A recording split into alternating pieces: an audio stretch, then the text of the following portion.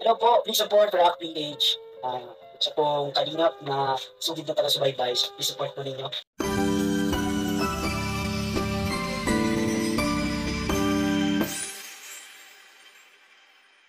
Chinitang singer ng kabundukan na si Melka kumanta sa isang event. Wow! Grabe, nakakabilib ka talaga, Melka. We are so proud of you. Yan po ang ating pag-uusapan sa video na ito. At bibigyan na din po natin ng reaction iyan, mga kalingap.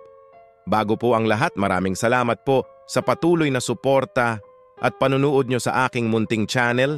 Asahan nyo po na palagi po ako maghahatid sa inyo ng latest reaction video patungkol sa mga beneficiaries ng Kalingap. At huwag pala po nating kalimutang suportahan palagi ang ama ng Kalingap na si Kuya Val Santos Matubang at kanyang anak na artistahin, napakagwapong idol ng lahat na walang iba kundi si Idol Kalingap Rab. Maraming salamat po. Angelic voice na isa sa ka-angels na ang tinaguri ang chinitang singer ng kabundukan na walang iba na si Melka kumanta sa isang event. Wow! Grabe! Nakaka-proud po talaga si Melka. Sobra po talaga akong amaze pag marinig ko siyang kumanta. Gaya nga sa sabi ni Idol Rab na may taglay po talaga si Melka ng angelic voice. Ito po, may video po, mga kalingap, nung kumanta si Melka sa isang event. Ito po, panoorin nyo po.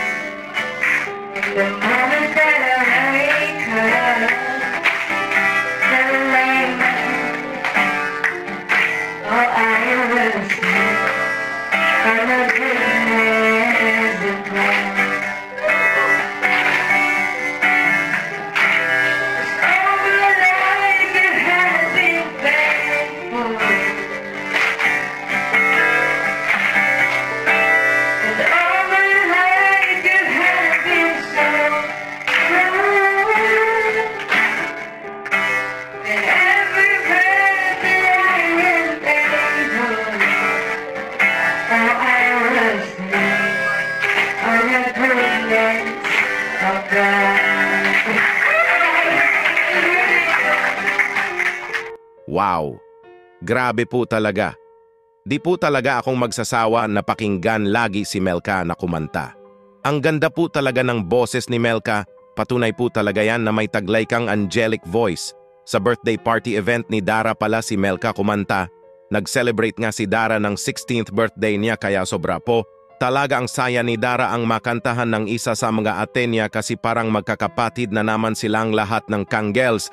Isa lang naman ang goal nila ang makapagtapos ng pag-aaral at makamit nila ang mga pangarap nila sa buhay. At may iba-iba po talaga silang mga talent. At sa kay Melka nga ay ang pagkanta, napakalaking blessings po talaga ang mabigyan ka ng ganyan kaganda na boses. Kaya di po talaga nakakalimutan ni Melka na parati magpasalamat sa ating Diyos. At palagi po talaga niya itong center sa buhay niya. Pinapakita po ni Melka ang pagpapanampalataya niya sa pagkanta ng worship songs kaya madami po talaga ang mga blessings na dumating sa kanya at sa buong pamilya niya. Alam namin na mahirap po talaga ang sitwasyon mo sa buhay kasi nga parehas bulag ang mga magulang mo. Pero andyan naman po ang Diyos na alalay sa'yo at ang buong team ng Kalingap. Kaya go lang sa buhay, Melka. Kung ano man ang mga pangarap mo sa buhay ay mararating mo lang yan dahil isa kang matapang, makadiyos at masipag na tao. God bless sa'yo, Melka. At sa buong pamilya mo, sana madami pang blessings ang dumating sa inyo. Dito muna lang po tayo sa reaction video natin ngayon, mga kalingap. Palike naman po ng video, pasubscribe na din po at mag-comments lang po kayo. Kung ano po ang mga opinion nyo, babasahin po natin yan isa-isa. Maraming salamat po, ingat po kayo palagi, and God bless us all.